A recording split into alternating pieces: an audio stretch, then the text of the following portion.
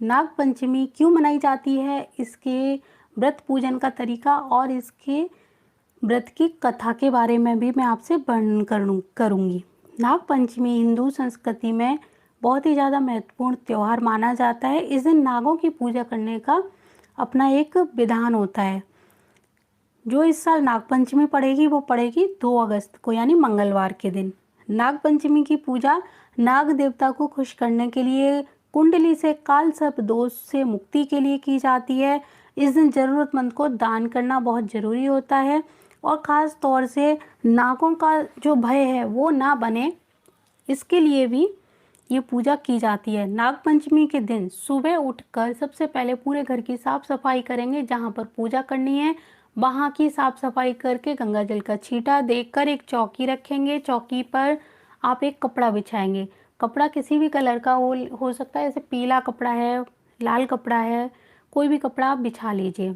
उसके बाद में उसके ऊपर आपके पास भगवान शिव परिवार की फ़ोटो है वो रखिए और नाग देवता का चित्र ज़रूर होना चाहिए। चाहे आपके पास मिट्टी या किसी धातु की है तो बहुत ही अच्छा रहेगा, नहीं तो आप ला के भी मार्केट से एक तांबे की, चांदी की, किसी की, यानी नाग नागिन का जोड़ा भी आप ला सकते हो और उसको एक प्लेट में रखना है। आपको रखने के बाद में पंचामृत से उनका अभिषेक करना है। जैसे रुद्राभिषेक करते हैं उसी तरह नाग देवता के ऊपर आपको जल अर्पित करना है। दूध है, घी है, दही है, शहद है, इस तरह 5 चीज़ें आपको अर्पित करते हुए लगातार आप नाग गायत्री मंत्र को पढ़ते जपते हुए ये अभिषेक करेंगे। नहीं तो आपको अगर महामृत्युंजय मंत्र आता है उसका भी अभिषेक कर सकते हैं।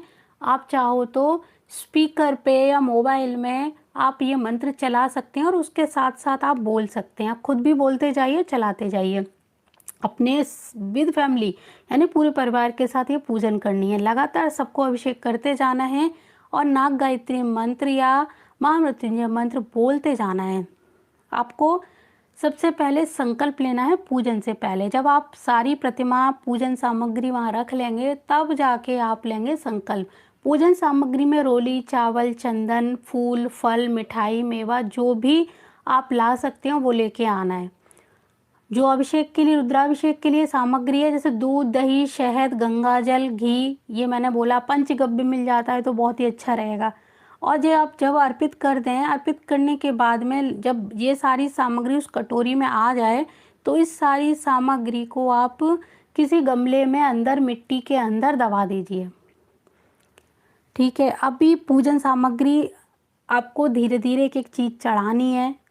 उनको पहले जो आपने अभिषेक किया था उस मूर्ति को बाहर निकाल के स्थान, एक उचित जगह पर उनको स्थान दें और वहाँ रखें। उसके बाद उनके ऊपर फल, फूल, मेवा चढ़ाएं। समस्त देवी देवताओं का आवाहन, पूजन करें और वहीं पर बैठकर पूरी फैमिली नाग गायत्री मंत्र लगातार आंख बंद करके पूरा ध्यान करते हुए बोलती जाएगी। संकल्प आपको लेना है। सबसे पहले जल हाथ में लेकर इस पूजन का संकल्प लिया जाता है कि मैं ये पूजन कर रहा हूँ या पूरी भक्ति भावना के साथ कर रही हूँ। जो भी आप पूजन करें और पूजन में कमी आती हो जाए तो उसके लिए हमें क्षमा करें, ऐसा बोलते हुए जल को ज़मीन पर छोड़ दें। पूजा वगैरह करने के बाद में ध्यान अवश्य करना चाहिए, क्योंकि पूजन की जो सामग्री है उसमें तो गलती हो सकती है। हमारा जो हम चढ़ाते हैं, क्योंकि चढ़ाने के बहुत सारे नियम होते हैं। बहुत सारे लोग ऐसे ही भगवान के ऊपर चावल, रोली, फूल रखते जाते हैं, जो नॉर्मल है, सभी लोग पूजा इसी तरह करते हैं। लेकिन पूजन करते समय अगर आप किसी पंडित जी को बुला के ब्राह्मण के द्वारा पूजन कराते हैं तो आप देखते हो कि वो जब भी कोई भी चीज़ चढ़वाते हैं, अक्षत यानी चावल चढ़वाएंगे तो चावल का मंत्र होगा, फूल चढ़वाएंगे फूल का मंत्र होगा, जल का मंत्र होगा। यानी जब आप वैदिक तरीके से पूजन करते हैं तो उन सभी चीज़ों के एक एक मंत्र होते हैं जो पंडित जी बोलते जाते हैं और लोग उसको चढ़ाते जाते हैं। इसीलिए वो सब चीज़ें हम नहीं कर सकते। तब हम क्या करेंगे कि सिर्फ पूजन सामग्री हम जैसे चढ़ाते हैं वैसे ही चढ़ाएंगे और फिर ध्यान अवश्य करेंगे, क्योंकि जो हमसे कमी हो गई थी वो सारी ध्यान और जप और कीर्तन से पूरी हो जाती है। जब हम पूजन कर लेंगे तो आंख बंद करके बैठ जाएंगे और जो नाग गायत्री मंत्र है ओम नागकुलाय विद्महे विषदंताय धीमहि तन्नो सर्प प्रचोदयात्।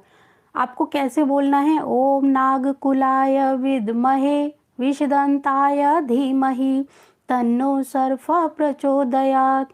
ओम नागकुलाय विद्महे विषदंताय धीमहि तन्नो सर्प प्रचोदयात्। इस तरह आपको बोलते जाना है और आंख बंद करके बिल्कुल आपका जो दिमाग हो उस जो पूजन आपने किया है, जिस मूर्ति का पूजन आपने किया है उस पर होना चाहिए। आपको इधर उधर की कोई बात है नहीं सुननी, सोचनी भी नहीं है। इस मंत्र को जब आप पूरी श्रद्धा भावना के साथ बोलोगे तो आप सब टेंशन भूल जाओगे। तो ये हो गई नागपंचमी की पूजन विधि। अभी मैं बताती हूँ नागपंचमी की कथा। जो कथा है नागपंचमी की कथा, तो पुराने समय में जो घटना घटी होंगी तब बनी होगी, किस तरह बनी होगी उसको आज से हम ज़्यादा जोड़ कर नहीं देख सकते। लेकिन इन कथा के पीछे का जो उद्देश्य होता है, सारी कथाओं का उद्देश्य होता है पूजन करना, प्रकृति से जुड़ना, प्रकृति के साथ प्रेम करना। तो सिर्फ हमें इसका उद्देश्य ग्रहण करना है। तो सबसे पहले पहली कथा, मैं यहाँ 2 कथा बताऊंगी, तो पहली कथा के बारे में हम बात कर लेते हैं। एक राजा के 7 पुत्र थे। उनके सब बेटों के विवाह हो चुके थे। उनमें से 6 पुत्रों के संतान भी हो चुकी थी और सबसे छोटे पुत्र के कोई संतान नहीं हुई। जिठानियाँ उसे बांझ कहकर पुकारती थी। संतान न होने का कष्ट सास ननंद और जिठानियों के ताने से उस छोटे पुत्र की जो पत्नी थी वो बहुत ही ज़्यादा दुखी रहने लगी थी। और फिर भी वो भगवान की पूजा भक्ति भावना के साथ करती थी। इससे व्याकुल होकर, यानी इन सारे तानों से दुखी होकर बेचारी बहुत रोती भी थी और भगवान के आगे बोलती भी थी कि मैं क्या करूं। उसका पति समझाता कि संतान होना ना होना तो भाग्य के अधीन है, फिर तू क्यों दुखी होती है। वह कहती कि मैं तो इन सब के तानों से बाँझ बाँझ कह के पुकारती हैं तो मेरी नाक में दम हो गया, मैं बहुत परेशान हो गई हूँ। पति बोला, दुनिया है जो बोलती है बोलने दे, हमें तो सब कुछ छोड़कर अपने कर्म पर ध्यान देना चाहिए। तू मेरी ओर ध्यान दे और ये सब दुनिया की बातें छोड़ दे और खुश रहने की कोशिश कर। जो होगा भगवान की मर्जी से ही होगा। पति की बातें सुनकर उसे कुछ सांत्वना तो मिली, लेकिन फिर किसी ने ताना दे दिया तो वो फिर से रोने लगी।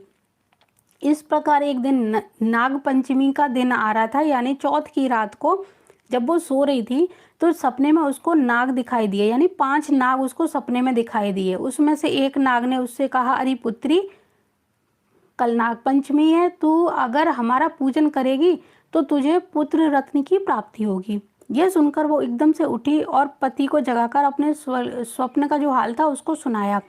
पति से कहने लगी कि पति ने उससे कहा कि अच्छा, नाग पंचमी पे पूजन करने के लिए नाग देवता ने बोला है। तो उसने बताया कि हाँ, उन्होंने बोला है कि आप मेरा पूजन करेगी तो हमें संतान की प्राप्ति होगी। पति ने उससे कहा, ठीक है, अगर हमें 5 नाग दिखाई दिए हैं तुम्हें तो 5 नागों की आकृति बनाकर हम उनका पूजन करेंगे विधि विधान के साथ में।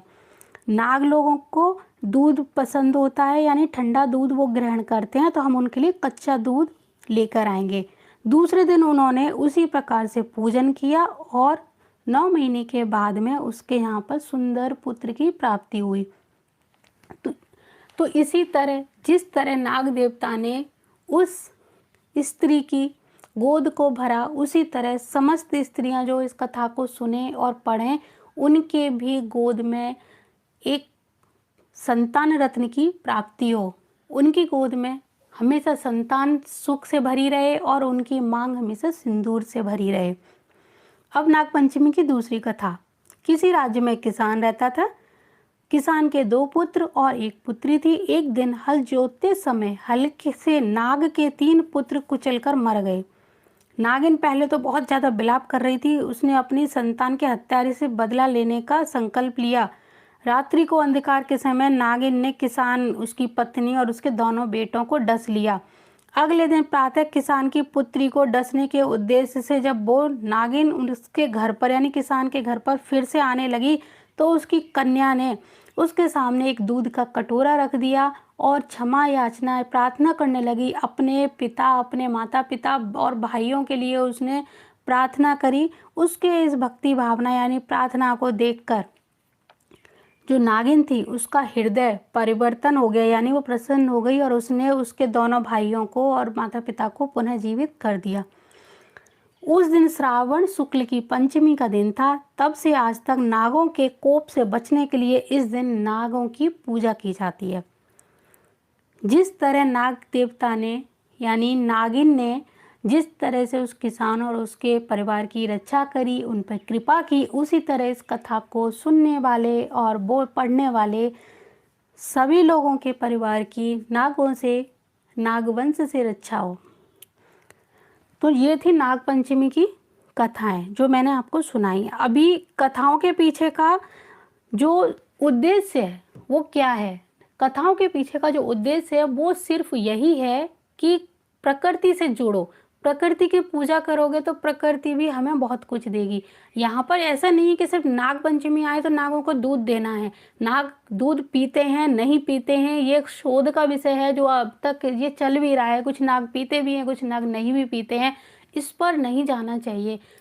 इस चीज के जो अंदर छिपी हुई भावना है कि नागों पर रहम करो। नागों की जो बामियां थी, नाग जहाँ रहते थे, इंसानों ने उनको तोड़ दिया, उनको काट दिया, उनको नष्ट कर दिया और उन पर बना लिए घर। तो नाग का जो प्रॉपर्टी थी, नाग की जो जगह थी, उस पर इंसानों ने अपना घर बना लिया, अपना हक जता लिया। और जब वो नाग घरों में निकलते हैं तो लोग उनको कुचल देते हैं, मार देते हैं या सपेरे से पकड़वा देते हैं। तो गलती कहाँ है, हमारी है कि नागों की है? आप खुद सोचिए। यहाँ पर जो गलती है वो हमारी खुद की है। नागों के इतने बिल हुआ करते थे बचपन में, हमने इतने बिल देखे हैं नागों के कि आप यकीन नहीं करोगे। मैंने ऐसे ऐसे नागों को देखा है। लेकिन वहाँ पर जब नाग रहते थे, अभी वहाँ पे कम से कम 4-4, 8-8 मंजिल के मकान, बिल्डिंगें खड़ी हो चुकी हैं। नागों का पूरा एरिया नष्ट हो गया है। तो अभी क्या है, क्योंकि नाग तो क्रोधित है ही, क्योंकि हमने उनके पूरी प्रॉपर्टी पे कब्जा कर लिया है। तो इसीलिए हमें उनसे क्षमा याचना मांगनी चाहिए, क्योंकि जिस तरह से पॉपुलेशन बढ़ रही है, इंसानों के लिए जो रहने की जगह वो कम पड़ती जा रही है और हम जो प्रकृति की जगह है उस पर अपना कब्जा जताने में लगे हुए हैं, कब्जा जमाने में लगे हुए हैं। तो अभी हमें प्रकृति से आज्ञा भी तो लेनी पड़ेगी, उनसे क्षमा भी मांगनी पड़ेगी। उनकी जगहों पर जो कब्जा किया जा रहा है उसके लिए भी हमें क्षमा याचना मांगनी चाहिए, करनी चाहिए, प्रार्थना करनी चाहिए। प्रकृति की पूजा करेंगे, उनसे प्रार्थना करेंगे तो प्रकृति हम जो हमारे कर्म है उनको तो क्षमा करेगी और प्रसन्न हो जाएगी और हमें आगे कष्ट नहीं पहुंचाएगी। तो आप मेरी बात समझ गए होंगे। अब मैं चलती हूँ, आगे कभी फिर से मिलूंगी किसी नई जानकारी के साथ। तब तक के लिए जय माता दी, जय गुरुदेव और जय श्री राम।